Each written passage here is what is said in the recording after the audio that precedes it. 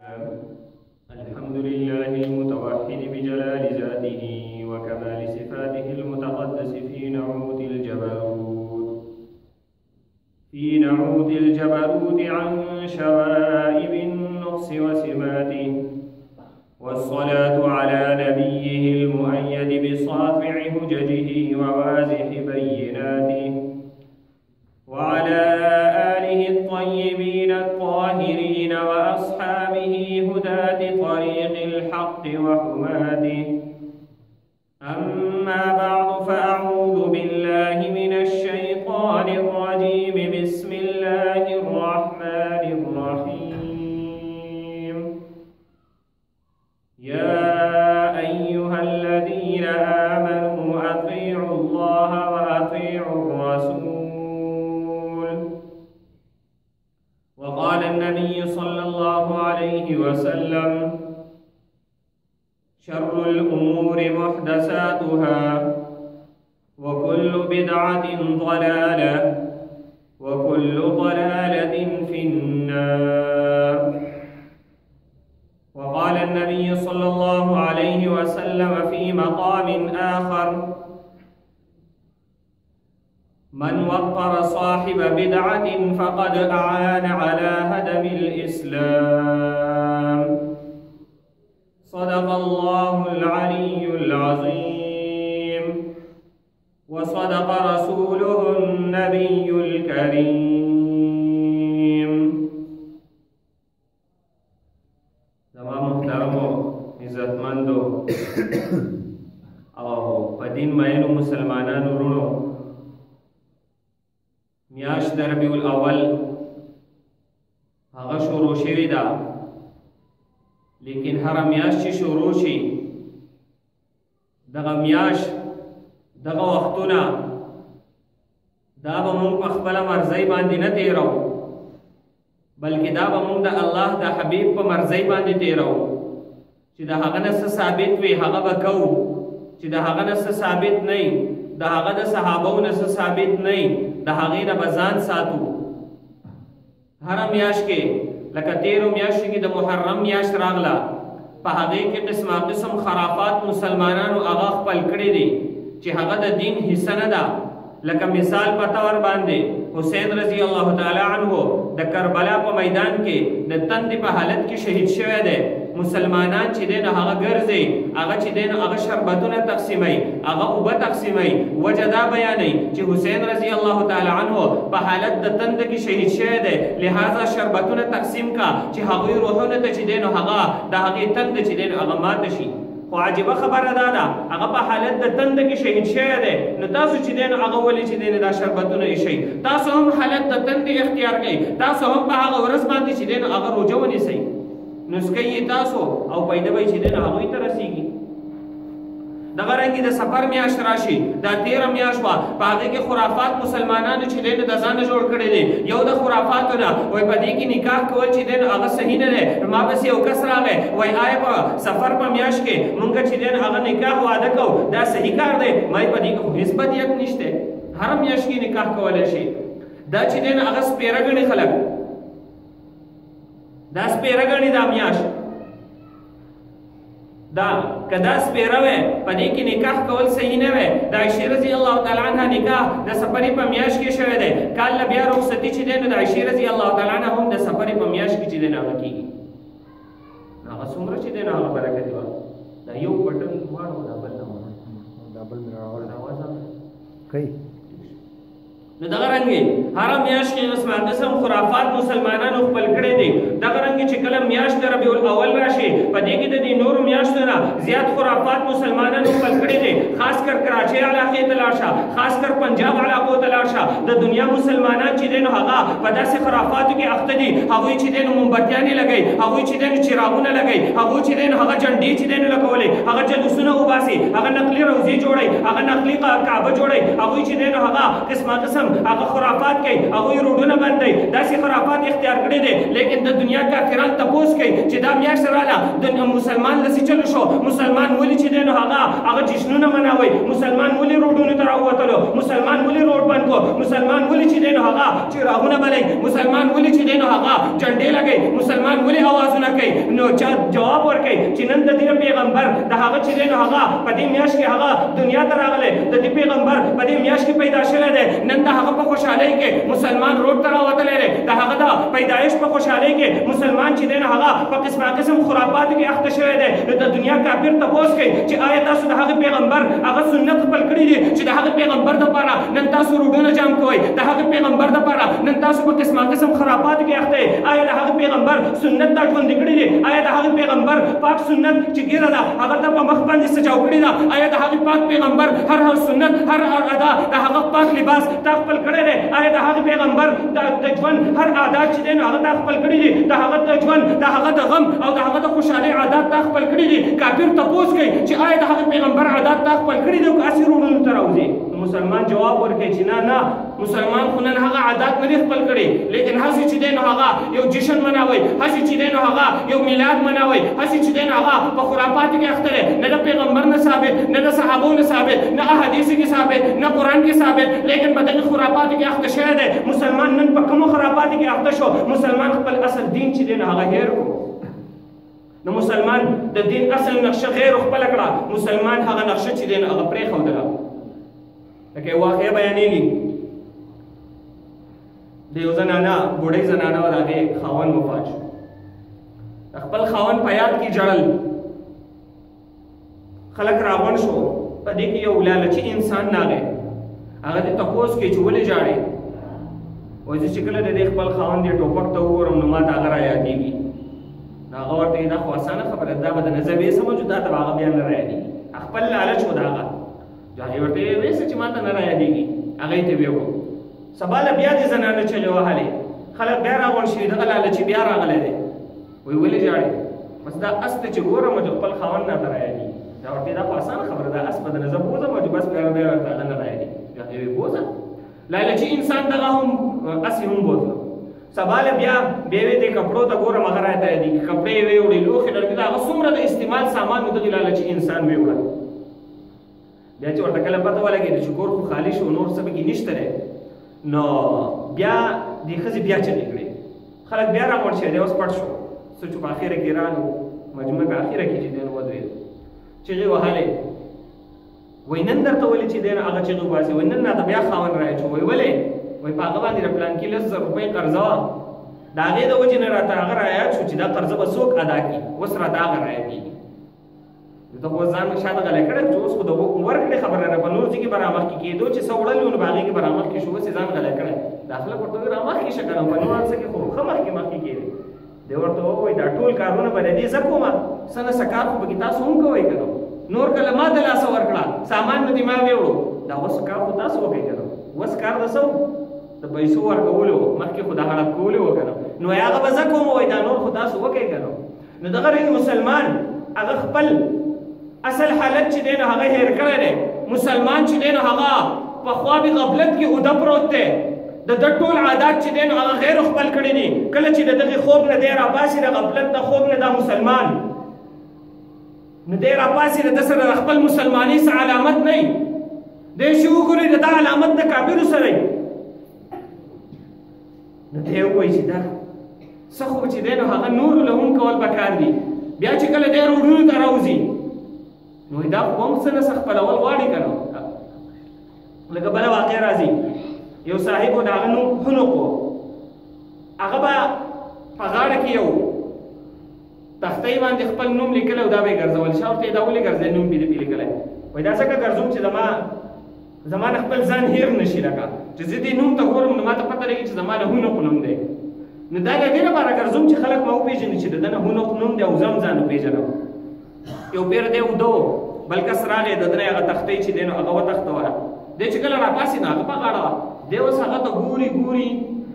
چې دا زما دا نوم خو د ده په غاړه دی. وایي ته خو زه شوم، لکه ته چې یې نو دا اوس زه شوم، لکه زما نوم دې غاړې ته اچولی.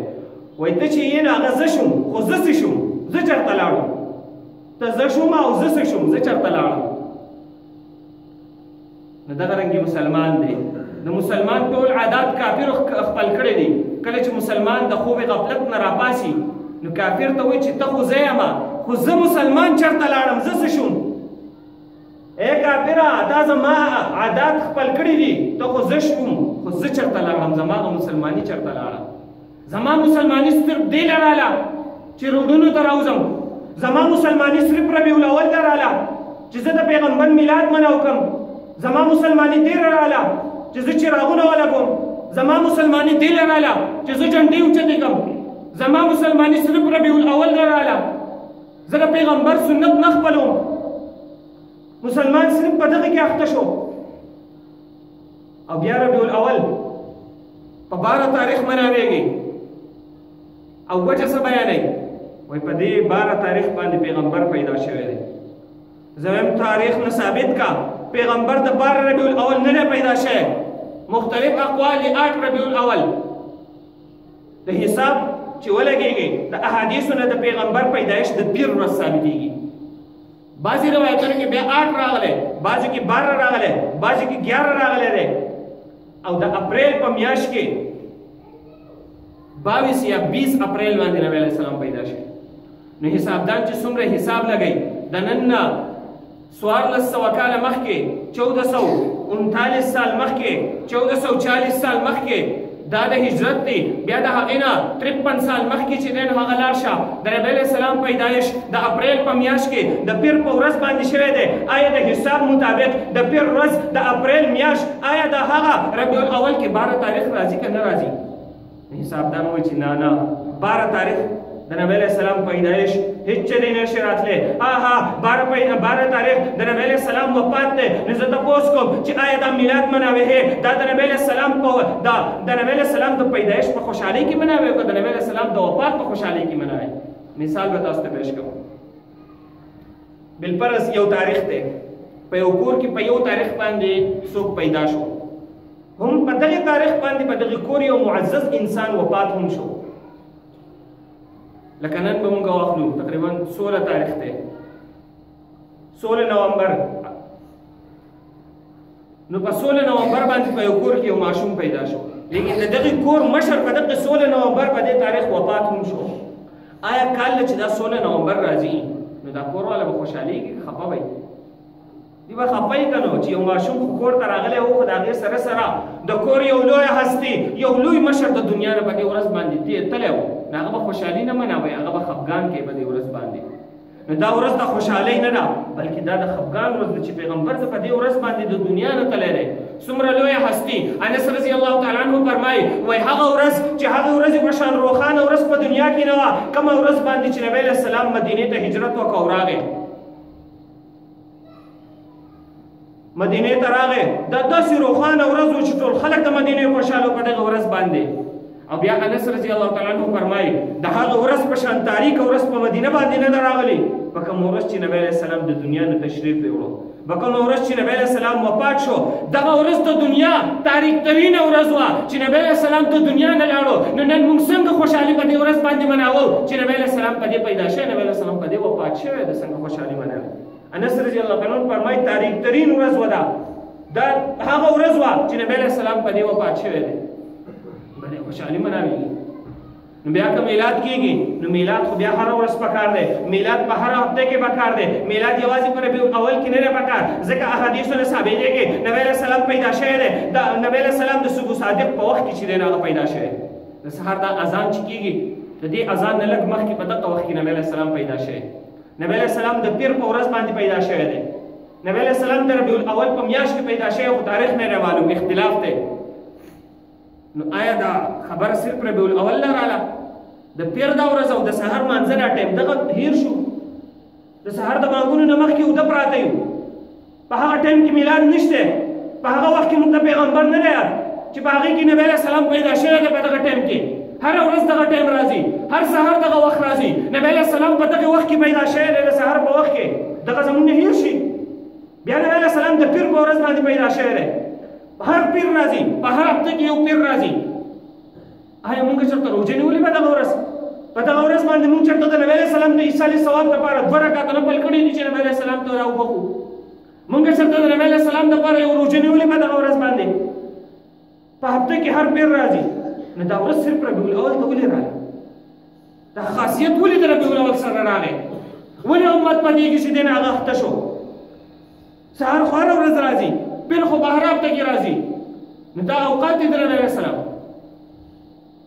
او بیا نبی علیه السلام پیدا شوی امام شافعي رحمه الله فرمایي وایي د نبی علیه السلام پیدایش هغه په 3 ربیعو کې جمع شوی دی و یو نبی علیہ السلام د ربیع الاول په میاشت کې پیدا شوی دی ربیع چې دی نو هغه ربیع چې دی نو هغه موسم بهار ته ویل شي هغه موسم چې په هغې کې ګلونه راوټوکېږي په هغه موسم کې نبی علیہ السلام پیدا شوی یعنې د اپریل میاشت د اپریل په میاشت کې چې دی نو هغه موسم سرما چې دی نو هغه موسم شروع کېږي په هغې کې چې دی نو هغه ګلونه چې دی نو هغه پرانستلی کېږي په هغه موسم کې نبی علیہ السلام پیدا شوی یعنی د ربیع په موسم کې یعنی موسم بهار کې نبی علیہ السلام پیدا شوی دی بل د ربیع په میاشت کې د ربیع معنی هم موسم بهار ده په هغه میاشت کې نبی علیہ السلام پیدا شوی دی او بل د نبی علیہ السلام د نبی علیہ السلام د پیدایش د بهار دا د هغې عربو په خزان باندې چې دی نو هغه راغی او د عربو خلک چې دی نو هغه د هغوی د قسمت ګلونه چې دی نو هغه کولاو شول نو د نبی علیہ السلام پیدایش په یو ربیع الاول کې نو د نبی علیہ السلام پیدایش هغه په 3 ربیعو کې چې دی نو هغه شوی دی یو ربیع بیا څنګه مناویږي نو شوروي څنګه شوې ده شوروي د یو بادشاه نه شوې ده یو بادشاه چې تقریبا په 604 هجري کې د موصل یو بادشاه میلاد چا شروع کړی دی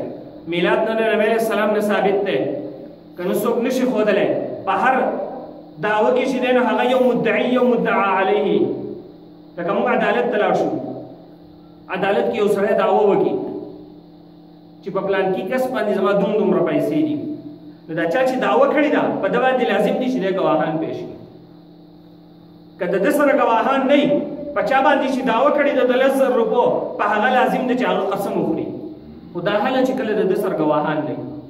نو په هر دعوه کې چې دی نو هغه یو مدعي یو مدعا علیه یعنې یو دعوه کوونکی او یو چې دی نو په چا باندې دعوه شوي هغه نو په دې باب کې چې یو سړی میلاد ثابتوي د نبی علیہ السلام عید میلاد النبی په دې کې دی مدعي دی دی دعوه کوي چې د نبی علیہ السلام میلاد شته په اسلام کې بل فریق د هغې منکر دی چې نشته دی لکه موږ وایو نشته دی اوس دغه فریق چې دی نو څوک وایي شته دی مدعي دی په ده باندې لازم دی چې دی دلیل پیش کی دلیل بده پیش کی د قرآن نه دلیل بده پیش کی د احادیث نه دلیل بده پیش کی د اجماع امت نه دلیل بده پیش کی د قیاس نه امام سیوطی پر رحمه الله فرمایي په دې باره کې هیڅ نص موجود نه دی چې د نبی علیہ السلام میلاد ثابت دی هیڅ نص په دې کې موجود نه دی نه د قرآن نه نه د احادیثو نه او نه د اجماع امت نه کله چا سره یې پیش دي ها قیاس چې دی نو هغه باقي دی چې قیاس د عقل نه دی دا خبره معلومه کی چې آیا دا میلاد شته او که نشته نو څومره قیاسونه چې کوي هغه ټول باطل دي ځکه صحابو یو کار نه دی کړی او په هغه وخت کې د هغې محرک موجود دی محرک موجود دی یعنی مثلا یو کار یې هغه په هغه وخت کې په کار و چې خلکو کړی وی او هغه ونه کړو لکه اوس صحابه دي هغوی له په کار و چې دا یې منع کړی وی که نه هغوی له په کار و چې جلوسونه یې ویستلی وی که نه ځکه عشاق رسول خو اولني صحابه دي که ته ووایې چې دا منع وهل عشق رسول دی د دې نه انکار چې دی نه هغه ګستاخ رسول دی نو زایم په صحابو ثبت ولګی چې صحابو دا نه دی منع کړی که کوم صحابي منع کړی دلیل چې دی نه هغه پیش کړه نو صحابو نه دی منع کړی که ته وایې دا عشق رسول دی د دې نه منکر ګستاخ دی نو زایم په صحابو ثبت ولګی نعوذ بالله صحابه چې دی نه هغه ګستاخ دي که ته وایې صحابو ته علم نه نظام نعوذ بالله تا ته 1400 کاله بعد علم معلوم شو صحابو ته چې دی نه په هغه وخت کې علم نه و که ته وایې صحابو ازګار نه و د دې لپاره په غزو کې مشغوله و صحابه جهادونه تلل دې ته ازګار نه و نظام نعوذ بالله صحابه د دین دی او کار دپاره ازګار نه و دومره ته ګستاخ وګرځېدی چې صحابو ته ووایې چې هغه دین ته ازګار نه و صحابو خو د دین هر ادا چې دی هغه محفوظ کړې ده حذیفه رضی الله تعالی عنه روم ته تللی دی هلته چې دی نو هغه د روم بادشاهانو هغه پروګرام کړی هلته چې دی نو هغه روټۍ خوري د حذیفه رضی الله تعالی عنه د لاس نه چې دی نو هغه نوړۍ راتاویږي شاته خواته چې دی نو هغه کس ټونګور کې حذیفه رضی الله تعالی عنه هغه نوړۍ راوچتئ د نبي علیه السلام سنت دا دی کله چې ستا د لاس نه نوړۍ راتاوه شوه کله چې په هغې پورې څه ګندګي نه یې ختلې د نبي علیه السلام سنت دا دی چې دا ته واپس راواخله هغه چې دی هغه وخوره نو حذیفه رضی الله تعالی عنہ هغه وړي د خپل را دا وشو واپس را غستله هغه خړله خو کې یو بل کس چې دین هغه ټنګ ورکي چې مراله تو ګوره دا غټ خلک چې دین هغه ناشتي د روم بادشاهان سرداران چې دین هغه ناشته ته چې دین هغه مونږ شرمې په دې مجلس کې نو هغه یو تاریخي جمله هغه ارشاد فرمایلی دا اترك سنت حبیبي لهؤلاء الحمقاء آیا زه د خپل حبیب سنت پرېږدم د دې قمقلانو د وجې نه زه دا نشم پرېښودلی زه د خپل یو حبیب سنت نشم پرېښودلی عثمان رضی الله تعالی عنہ چې کله د صلح حدیبیې په موقع باندې هغه چې دی نو هغه نبی علیه السلام هلته چې دی نو هغه مکې ته ولېږو د مذاکراتو لپاره هلته چې دی نو هغه پنسې چې دی نو هغه اوچتې کړې پنسې داسې اوچتې وې د حبیب سنت دا دی چې د غونډو هډوکو نه پنسې لاندې نه ساتي درې طریقې دي یو معمولي چې دی نو هغه بره یو د نصف سوا یعنې د نیمې پنډۍ بر د دیز وګورئ دا درې طریقې دي په دې کې کومه اختیارولی شي عثمان رضی الله تعالی عنه چې دی نو د نصف سوا پورې چې دی نو هغه لنګ چې دی نو هغه اوچت کړی تره زوی چې دی نو هغه مشرک و هغه پسې راغی وایي دا پنسه دې له ښکته کړه وایي د مکې مشرکان سرداران دي هغه به د پورې وخاندي اور نه نه ما خپل حبیب په دې باندې لیدلی دی چې هغه پنسې اوچتې ساتلې دي دا زه نشم ښکته کولی ما له په دې باندې شرم نه راځي نو هغه صحابه چې د هغه د نبي علیه السلام هر سنت راټینګ کړی دی نو آیا د میلاد دا سنت که هغوی ته معلوم وي نو هغوی به یې نه راټینګ کړی هغوی به اختیار کړی نه بیا تابعین بیا تبع تابعین هغې خیر القرون کې چا نه دی اختیار کړی نو اوس څنګه چې دی نو هغه څوک اختیاروي نو دا ایجاد چې دی نو د هغې بادشاه دی د موصل یو بادشاه و چې په 604 هجرۍ کې هغه دا ایجاد کړی مظفر الدین کوکري نوم و د هغه القول المعتمد کې احمد بن محمد مصري مالکي د ده په باره کې لیکي د دغې بادشاه په باره کې کان ملکا مسرفا دا یو بادشاه و چې اسراف کوونکی و یعنې د بیت المال مال به چې دی نو هغه بې درېغه خرج کوو د عوامو مال به چې دی نو هغه په فضولیاتو کې خرج کوو یأمر علماء زمانه دغه د خپل زمانې علماو ته حکم کوو ان یعملوا باستنباطهم واجتهادهم چې په خپل رای په خپل عقل باندې کار کوئ والا يتبعوا المذهب او د مذهب تابعداري مه کوئ غیرهم حتى مالت الیه جماعة من العلماء تر دې چې دغه بادشاه طرف ته ډېر علما مایله شو دنیادار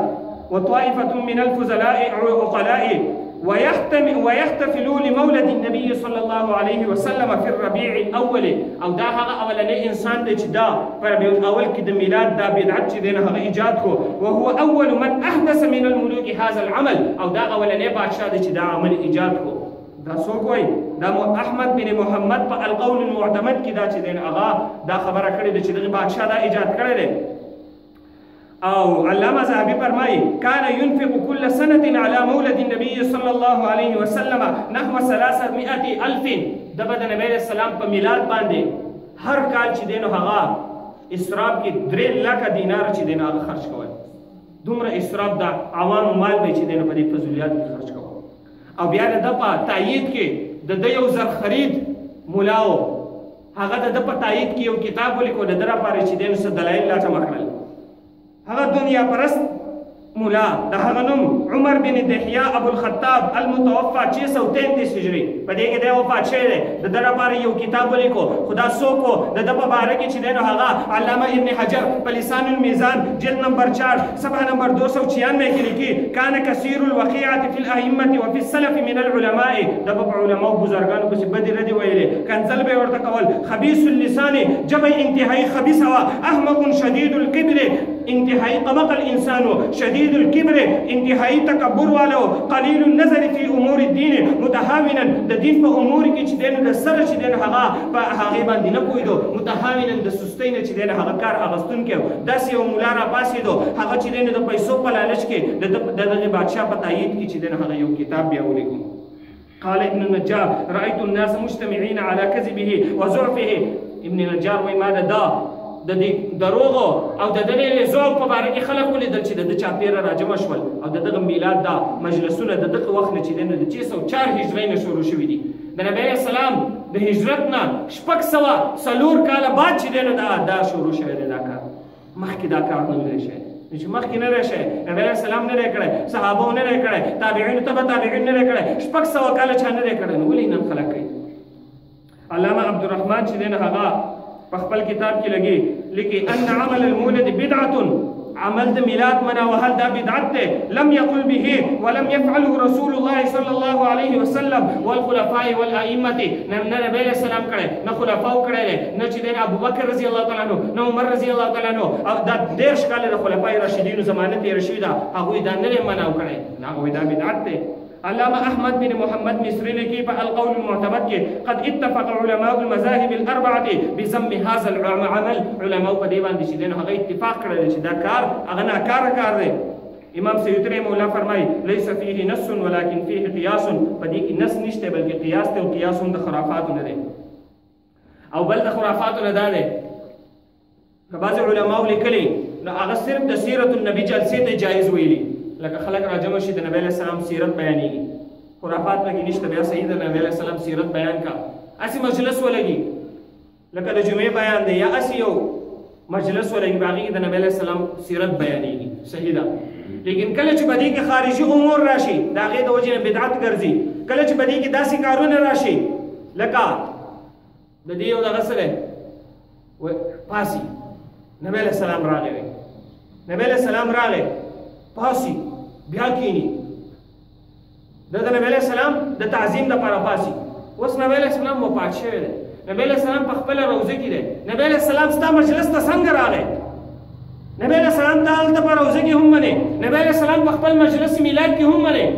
نبی علیہ السلام په هر ځای کې حاضر ناظر موجود منې داسې نشي کېدی په هر ځای کې حاضر ناظر موجود چې دی نه هغه صرف ذات د الله پاک دی دا یې چا ویلي ما یې قرآن ویلی دی قرآن کې الله پاک فرمایي وهو معکم اینما کنتم الله پاک ستاسو سره دی په کوم ځای کې چې یې تاسو اینما یکون من نجوى ثلاثة الا هو رابعهم په کوم ځای کې چې یو درې کسان مشوره کوي څلورم الله پاک دی څلور کسان مشوره کوي پنځم الله پاک دی نحن اقرب الیه من حبل الورید الله پاک فرمایي زه انسان ته د هغه د سا د رګ نه چې دی نه هغه هم زیات نږدې یم څلېرویشت آیتونه په دې باندې هغه دلالت کوي چې الله پاک په هر ځای کې موجود دی نبی علیہ السلام موجود نه دی